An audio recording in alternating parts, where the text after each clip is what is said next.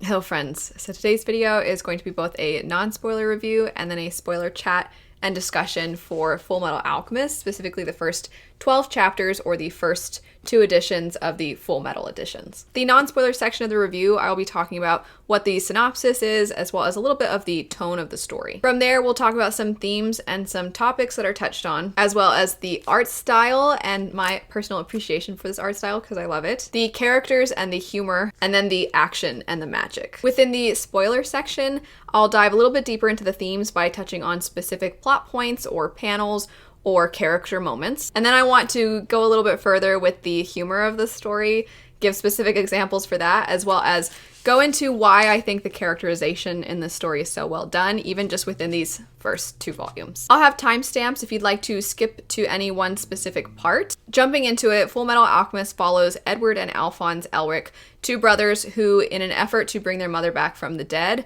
they ended up losing parts of themselves. Edward lost an arm and a leg, and Alphonse lost his entire body, and his soul had to be attached to a suit of armor. Since then, these 2 brothers have been searching for the Philosopher's Stone. They've been looking for a way to restore their bodies, and they believe that this is the key to do that. Despite the synopsis making it seem like it would be incredibly tragic and sad, this story is one of the funniest of all time. This is a reread for me. I've always loved the humor in the series, and then picking it up again has just solidified why I love it so much. I don't think there's another series that makes me laugh out loud like this series does. It's not just what characters say, but it's these sort of repeating jokes that sometimes if you get carried away with certain jokes, the more you repeat them, it gets annoying. But with this series, it's always funny. And then there's other recurring jokes that aren't as often. And so when they do pop up, they're silly too.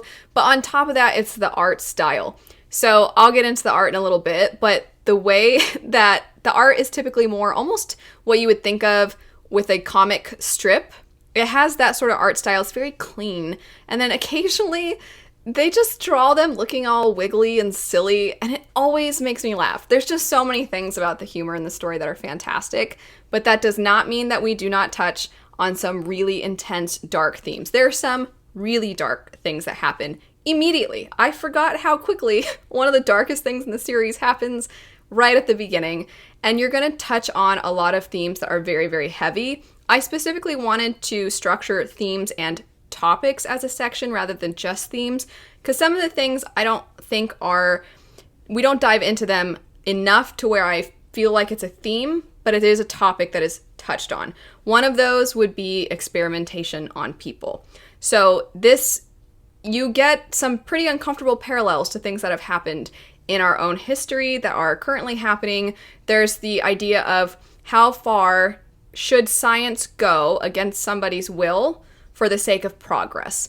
And I think a big theme as well, everything kind of comes back to the concept of equivalent exchange. It's a rule within alchemy, within this world, and it's also, I think, the theme that sort of ties all the other themes together, and it's a recurring one that you're going to see throughout the series. At the very beginning, as soon as I started Fullmetal, I immediately tabbed the first page because already I was like, I'm so excited to be back in this, and this is why. So there is a line at the beginning, at least in this edition, that says, "Teachings that do not speak of pain have no meaning because humankind cannot gain something without first giving something in return." Breaking that one theme down into other pieces, one of the biggest things that stands out, especially in these first 2 volumes, is sacrifice. How much are you willing to sacrifice for the good of mankind? How much are you willing to sacrifice for the benefit of others at the expense of your own personal gain? What are you willing to sacrifice for your fellow man, for your family, especially with these 2, for each other, for Edward and Alphonse?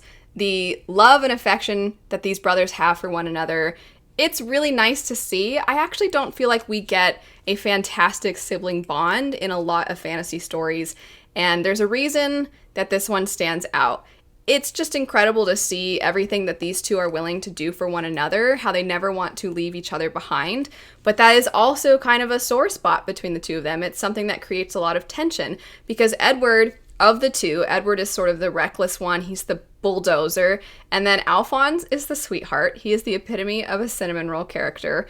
But Edward is always willing to sacrifice himself. He's willing to sacrifice physical parts of himself. He's willing to sacrifice his emotional and mental stability at times. He's just willing to always put everything on the table. And Alphonse is mad about that sometimes. Even though he's the sweetest character, that is the one thing that I would say definitely really eats at him. And I think a lot of people can relate to that. Sorry, I'm getting really just, the brothers are great. The love they have for one another, that I want to be there for you, I'll do anything for you, but no, I don't want you to do anything for me because you have to let me be my own person. And those sorts of themes are done so well. And again, just within those first 2 volumes, you are going to get introduced to them and this bond that they have with one another because it's done so well. Going alongside that, not just this affection between these brothers, but family in general and home, a sense of home. And as cheesy as it is, there's the saying like home is wherever you are.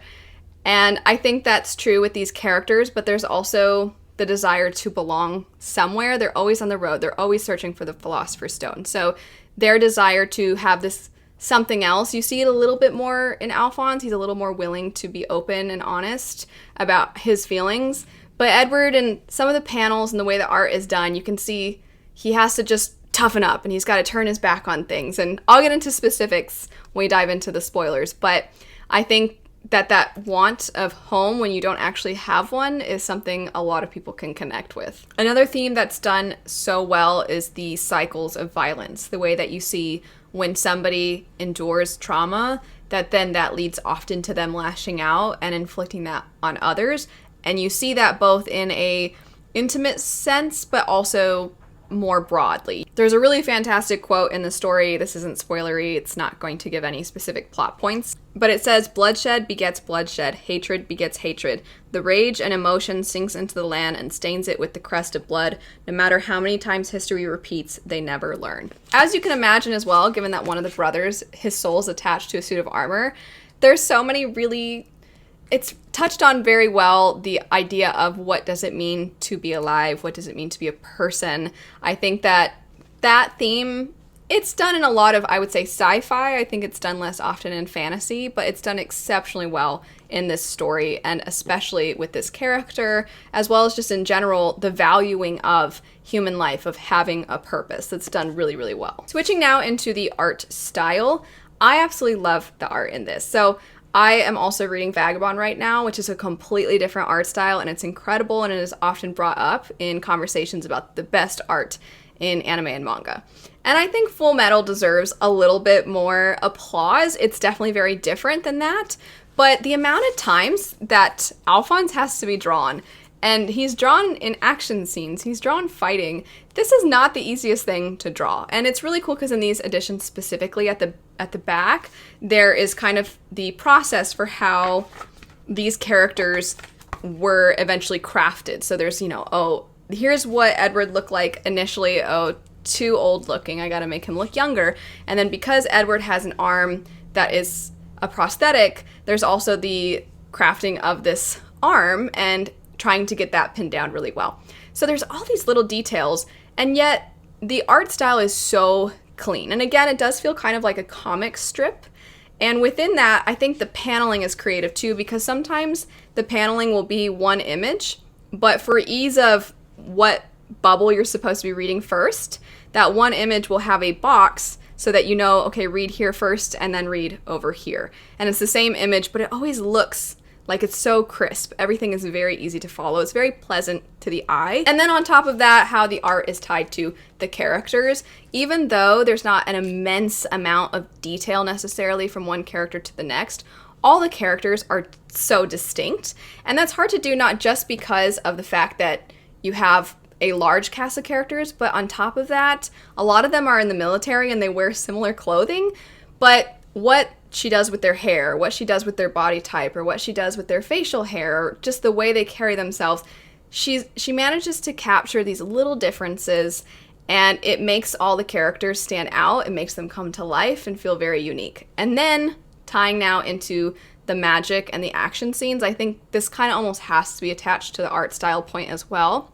The action scenes are incredible. So if you've watched the anime has some fantastic action scenes, but of course you have movement with that. So capturing movement in something still is very difficult to do. And oh my gosh, is it done amazingly. I mean, I know that this is one of my favorites, so much of this is just like, Full Metal is great. But it really, the action scenes are done so well, and to combine that with their alchemical powers on top of that is great. The alchemy has rules and limitations, but I would say so far in these first two, a lot of it is, here are the rules of alchemy, but how come this person's able to do this incredible thing? And you don't get a ton of answers initially. I could sit for so long talking about how great Full Metal is. I'm going to transition now into the spoilers though, so if you don't want to be spoiled for anything, you can go ahead and hop off. But if you want to basically just fangirl over this series alongside me, we're going to get into spoilers now. I'm going to start with some of the themes that I already talked about in the non-spoiler section, but then give specifics that I think represent the themes really well. So the theme of sacrifice, the equivalent exchange where something needs to be given up. So sacrifice is tied very directly to that. I was talking about the way in which Edward is always willing to give up so much of himself. And you see right away, I mean, just the whole idea, Edward gave up an arm. He'd already lost his leg, but he gave up an arm as well so that he could bring his brother's soul back. And now there's this immense guilt that Edward feels. You can tell that he doesn't really vocalize it, but you can tell that he thinks he's so steadfast in this goal of restoring their bodies because ultimately he knows he kind of wanted to be the one to bring their mother back. And so you can only imagine the weight that is on his shoulders. And you see in that moment where Scar shows up, you see Scar, he's about to basically kill Edward, and Alphonse is like, what are you doing? Run. But Alphonse's body he can't really move at that point. And so Edward stays. And then later, they're arguing with each other, and Alphonse is smacking him, and he's like, you're an idiot. Why didn't you run? And he's like, I wouldn't just leave you. And you see Alphonse always, he just so badly wants his brother to take care of himself, and his brother never does. And you see that repeated often, I think, within these first two volumes. There's other instances of this as well. I think a good example beyond just between Edward and Alphonse, but just how Edward is and what he's willing to give up. He's not willing to kill another person for his cause. When they find out that the Philosopher's Stone requires human sacrifice, it's an immediate no, we will find another way. When they think that the doctor has a means to restoring their bodies, but they realize, well, all these people, that's how Edward rationalizes it. All these people this doctor helps with this power, they would not have that if I took that from them. And that would be selfish. So he's not willing to sacrifice the betterment of others. Tying this to both the home, the sense of belonging, and the home is where you are sort of theme, tying that with sacrifice as well as trauma and the way that it affects someone. There is a specific moment when they go back and are with Winry and Granny, and Edward is asleep, and you see how Alphonse sees him in that moment. And it's so heartbreaking, but it's so beautiful, and it's bittersweet. He references the miners that they helped earlier. And also, I just want to point out, I love when stories reflect back, because I think that's a very realistic thing. Obviously, what's happened to us is going to affect us in the present. And so I love that we touch back on things that have already happened. And you see it happening very early. Just as soon as we get to this volume, it's already happening. But anyway, Alphonse says, the miners were being taxed out of their livelihood by the lieutenant who owned the mines, and they wanted our help. At first, my brother had no intention of helping them. But when he heard the miners' boss say, the mines are our homes and our graves, he was pretty reckless. And then the granny, kind of amused, our homes, huh? Like, that's the thing that got him. And she says, I understand you guys know better than anyone what it feels like to have a home and then lose it. And Alphonse says, yep, that's why I appreciate how you and Winry always welcome us back like we're your real family. My brother does too, even though he doesn't say it. At the same time, the reality is that we no longer have the house that we were born and raised in. We don't regret burning our house down, but sometimes we feel this overwhelming sadness. Maybe we could get over it if we just had a good cry. But with this body, I couldn't cry even if I wanted to. And then there's that idiot who has a body that can cry but won't. He really tries so hard to be tough. That idiot. And in the background, you see Armstrong crying. And that moment is so sweet, but also, again, it's so sad because it's like he can't stop. Edward cannot stop. He has to always keep going. And I think even just the fact, the kind of name calling in that moment, and there's also a little thing that says, ha ha, when Alphonse is thinking about how he can't cry, and you're like, oh, because he's trying not to dwell on how awful his situation is being stuck in this suit of armor. I feel like in a bizarre way, you can tell how much Edward cares about Winry in the moment when he goes to leave, because she's been staying up all night trying to repair everything for him. And then when he goes to leave, she's asleep, and he's like, don't bother waking her up. Which in my mind tells me he doesn't, because we know he doesn't like to open the door to his emotions. So in his mind, it's like, I don't even want to see her, because he knows it will affect him. And I think that's reinforced when right after she hurries and wakes up and she waves goodbye to them. And then there's a panel where he's kind of like got his hand like this, and you could read a lot into that panel. Maybe it means different things to different people. I feel like at first glance it seems like he's almost annoyed, but I think he's trying to fight the emotions that he's feeling when he has to leave not only Winry, but this place in Granny, and the only place really that is like home beyond just wherever he is with his brother. But he has that moment, and then in the next panel, you see Alphonse, sweet Alphonse, happily waving, because he's the one that can confront his emotions, and then you see Edward's back turned, and he just has his hand like this. And you're like, oh, Edward, look back. But you know why he can't, because he always has to be going forward. He always has to push through. But I just want him, sometimes I'm like, it's okay, let it out. Going further now into the ways in which trauma and the cycles of violence is illustrated and being more specific, you see Scar as somebody who is one of the only survivors left after the Ishvalan War. And you see how much rage there is inside him, and this purpose that he has, because violence was done to him and his people, and now he's going about doing the same thing. And Edward even thinks, well, that's wrong, he's involving innocent people. But then if you go back, you know that during the war, that same thing happened. Innocent people were harmed. A lot of innocent people were harmed. And so you see that it's just kind of continuing this cycle of violence. On a personal level, you also see Edward struggling with the things that he's had to endure and how it haunts him. And so early imagery, when they tried to bring their mother back, and it very clearly wasn't their mother anymore. And then later, Edward is dreaming, and he's bringing his mother this toy, and she's like, wow, Edward, that's amazing. You made that with alchemy. And then she says, too bad you couldn't bring me back. And then you see the toy drop and the haunted expression, and he wakes up covered in sweat. And it's just, he probably has those kinds of thoughts, not only when he's awake, but all the time as he's asleep. It's probably something that eats at him so much. And again, that guilt, everything it's all tied together so well. That guilt that he must feel, that he couldn't bring his mother back. What he did bring back wasn't really his mother, that he brought his brother into it, that he involved him. And then we see what happens with Nina, and he has to face this distorted mirror. He has to ask himself, is this what I am? Is this the same as what I tried to do? Future me, I wanted to talk about the Nina storyline a little bit more. Something that comes up a lot is what it is to be a person, what it means to have a purpose. And I think that something that stands out to me with the Nina thing, beyond just the fact that it's horrifying and awful that her father would ever think it was okay to do this, is that the first time you really see Scar, he has decided he will bring justice upon the father, but then also that he would bring mercy on Nina. And this is something that I think is really interesting. If Scar hadn't done that, what would have been done? Obviously, they talked about, you see them say, well, there was going to be a trial.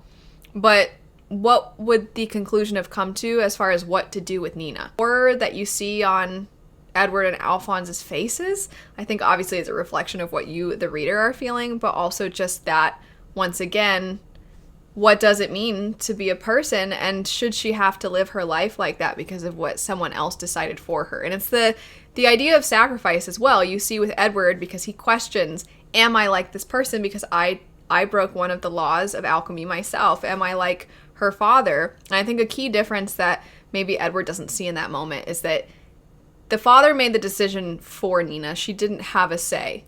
And Edward was only trying to do something to help someone, whereas the father was doing something to help himself. And Edward, he does want to restore his body, but he almost more so wants to right his wrongs, and he never wants to benefit himself to the detriment of someone else. He never wants to do that. So anyway, I just wanted to elaborate on those aspects with Nina a little bit more. What is really a detail that I think is pretty amazing is after that happens, the next chapter, chapter 7, is titled After the Rain. And obviously it was raining, but I think it's more than that. It's like this downpour. It's just this weight that continues to be put on Edward and the things that he's had to see. And so calling it After the Rain is like his chance to come out of that for a little bit. And then you see what happens after that is he has more time with his brother. Things slow down a little bit for them. They go back to Winry. They go back to Granny. They go back to where they're from.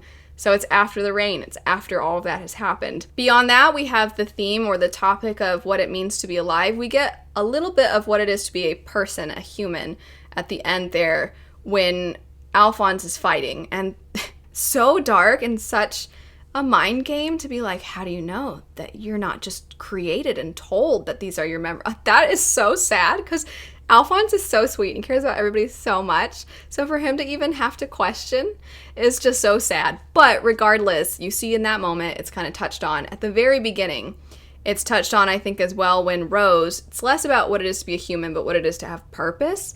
Rose is the girl, if you've forgotten, who she thought that the priest was going to help her find her missing boyfriend and bring him back. And then when her whole world has been turned upside down and now she has no idea how to live and Edward's like, you're going to have to figure that out. That loss, and there's that panel of her just sad. I think it just shows that there's weight to the series. I mean, it is a fun series. It's hilarious. And there are times where definitely there's an intense action scene and then, like Armstrong will take his shirt off or something and there's something silly that happens and then you have these moments. And that's why I love this series because the range of emotions that you feel is just huge. Because I've been talking about a lot of the sad moments, I want to talk about some of the funny moments because I laugh so much while reading this. I tabbed so often, sometimes multiple tabs in the same page just because I'm like, oh my gosh, that's great. And then, oh, this is great too. And a lot of it is the humor. My favorite, probably the thing that made me laugh the most and the kind of breaking of the wall is when Winry says to Edward, oh, the last time I saw you, you were only this many centimeters tall. And Edward's holding up a little thing that has an X through whatever the number is. And he's like, oh no, trying to make sure that nobody sees because there's the constant joke about how he hates being called short. And then also when he's going through the vents toward the end of this second Fullmetal edition, he's going through the vents and he's thinking like, it's a good thing I'm not big and that he's about to think it's a good thing I'm small. And then it has this square, because all the text is generally in more of a circle or bubble shape, and there's a square about how he's having a crisis about the fact that he almost just thought of himself as small. Just those little things. Another thing so the short thing comes up all the time. Another thing that I found funny, and I forgot how often it's mentioned, it's not mentioned nearly as much, is just Edward with his belly out when he's sleeping. And Alphonse is like, you're going to catch a cold. You need to stop sleeping with your belly out. You're so sloppy. I don't know why. It's so random. But that's what I love about her humor is sometimes it's the most bizarre of things. There's a moment on the train when the train is being taken over. Edward beats all these people up, not even realize he's like, who are they? Because they called him short. But I'm not actually talking about the short joke here. It's when he gets on top of the train and he goes through and he goes to speak over this like megaphone type of thing. And the way he's drawn is so bizarre. I just think that the most random of things will be changed. He also has his fan that he just randomly brings out too. It's the randomness in the story. I can't get over it. I love it. The last thing I want to point out, because it's the beginning of the series, and I could more so appreciate this time around the ways in which the characters are introduced and some of the first moments with the characters. And I just think it shows the brilliance of this story writer and artist, because I've always thought the characters are so well done. There's so many different characters in this story, but they all are so distinct. And this time around, I think I was able to pinpoint right away the fact that she's such a master at this, because of these little tiny details that come up. One that I think is probably the most subtle, and ironically enough, it's for a character that she herself is subtle, would be for Hawkeye. So twice, very quickly, you see that Hawkeye, some of the first things that she says is that she has to stick with Mustang because she's got to watch out for him. And that suits her character so well because she is very much somebody who's often in the background, kind of making sure everything is okay. She's like the mom of everyone, watching out for everybody, especially for Roy.